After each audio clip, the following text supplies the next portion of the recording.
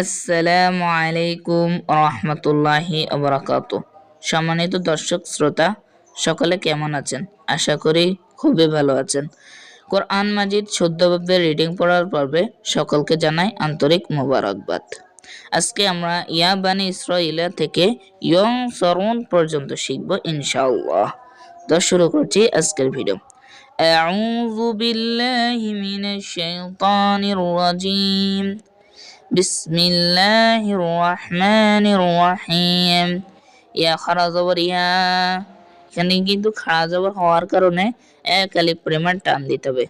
ইয়া কারণ হচ্ছে খাড়া জবর খারাজের উল্টা পেশ হইলে এক আলিফ পরিমাণ টান দিতে হয়। ইয়া খাড়া জবর ইয়া, বা জবর বা, ইয়া বা, নুন ইয়াজের নি, ইয়া বানি, এখানে কিন্তু 3 আলিফ পরিমাণ টান হবে, কারণ এখানে 3 আলিফ পরিমাণ টান হবে। ইয়া বানি ইসরা, হামজা সাজের ইস, রা আলিফ জবর লা, হামজা সিনজের ইস, রা আলিফ জবর রা, ইসরা, হামজা ইয়াজের ই, ইসরাঈ। এখানে আলিফের মতো এটা কিন্তু হামজা উচ্চারণ হবে। এই আলিফটা কিন্তু আলিফ উচ্চারণ হবে না, এটা কিন্তু হামজা উচ্চারণ হবে। এরকম লম্বা চিহ্ন থাকলে এটাকে কিন্তু আপনারা হামজা হিসেবে হামজাই উচ্চারণ করবেন। হামজা সিনজের ইস, রা আলিফ জবর রা। এখানে যদি ধরেন আলিফের উপরে যদি কোনো কিছু না থাকে, তাহলে সেটা যদি খালি আলিফ হয় তাহলে সেটাকে আপনারা আলিফ বলে উচ্চারণ করতে পারেন। কিন্তু এটার উপরে যদি জবর জের পেশ থাকে তাহলে এটা কিন্তু হামজা হিসেবে উচ্চারণ করতে হবে। ইসরা, যেমন হামজা সিনজের ইস, রা আলিফ জবর রা, ইসরা। ইলা, হামজা ইয়াজের ই, লাম জবর লা, ইলা, ইসরাঈলা। এটাও কিন্তু হামজা, এটা মূলত আসল হামজা, মানে এটার উপরে যদি জবর পেশ থাকে না থাকলেও এটাকে হামজা উচ্চারণ করতে হবে। ইসরাঈলা। আযকুরুনি, লাম কিন্তু জালকে গিয়ে ধরবে কারণ যজমানা হরফ। লাযকুরুনি, কাফ পেশ কো, রাম রাওয়া ফেশু, লাযকুরু, নুন আইন জের নে, মিম জবর মা, তাজের তি, ইয়া লাম জবর ইয়াল, নি'মাতি আল, লাম জবর লা, তালিয়া জের তি, নি'মাতি আল্লাতি। এখানে কিন্তু 3 আলিফ পরিমাণ টান হবে, কারণ 3 আলিফ পরিমাণ টানের চিহ্ন কিন্তু এখানে দেওয়া আছে। এই এই মানে পেছনে এই চিহ্নটা যদি থাকে তাহলে বুঝতে হবে যে এখানে 3 আলিফ পরিমাণ টান হবে।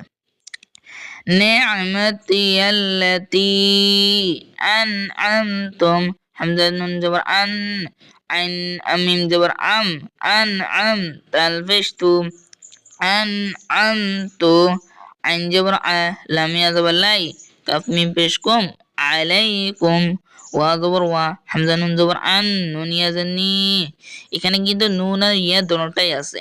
ওয়া আন্নি, ফাদ দল জবর ফাদ, দল আম জবর দল, ফাদ দল, তা পেশ তু, ফাদ্দলতু, কাফ মিম পেশ কুম, ফাদ্দলতুকুম, আইন জবর আ, লাম জবর লাল, আলাল, আইন খারা জবর আ, আলাল আ, লাম জবর লা, মিম ইয়াজের মি, আলাল আলামি।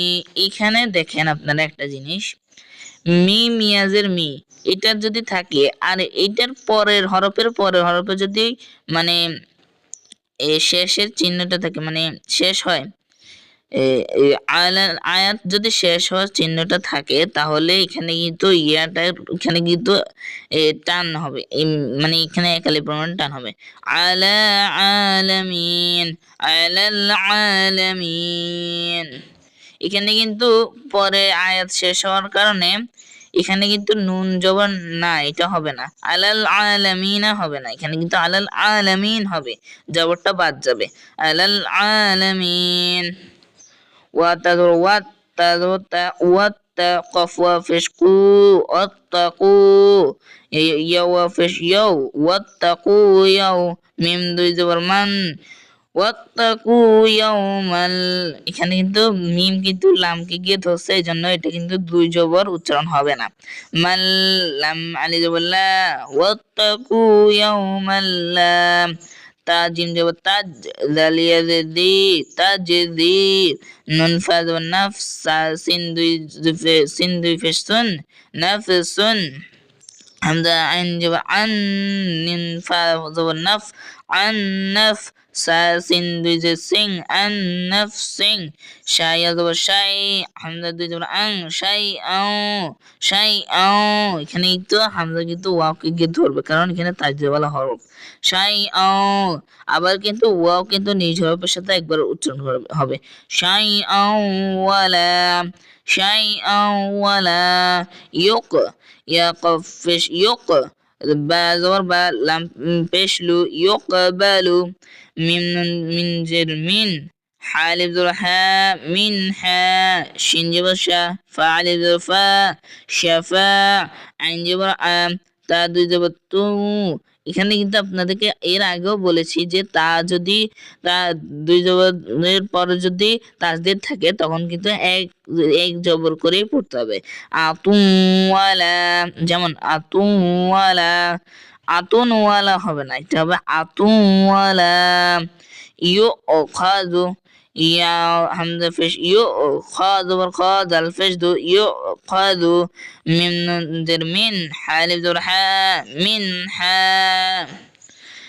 আইন দাল জবর আদ, লাম দুই জবর লুন, আদলুন ওয়া, আদলু ওয়া, এখানেও কিন্তু দেখতে পাচ্ছেন এখানে কিন্তু দুই জবরটা উচ্চারণ হবে না, এটা এক জবর, এক মানে দুই জবর না, মানে দুই পেশটা কিন্তু উচ্চারণ হবে না, এইটা কিন্তু এক পেশে উচ্চারণ করতে হবে। আদলু ওয়া, লা লা, আদলু ওয়া, হুম, হামিম পেশ হুম, ইয়ানুন পেশ ইউন, صار وفشرون، ينصرون. صدق الله المولانا العظيم.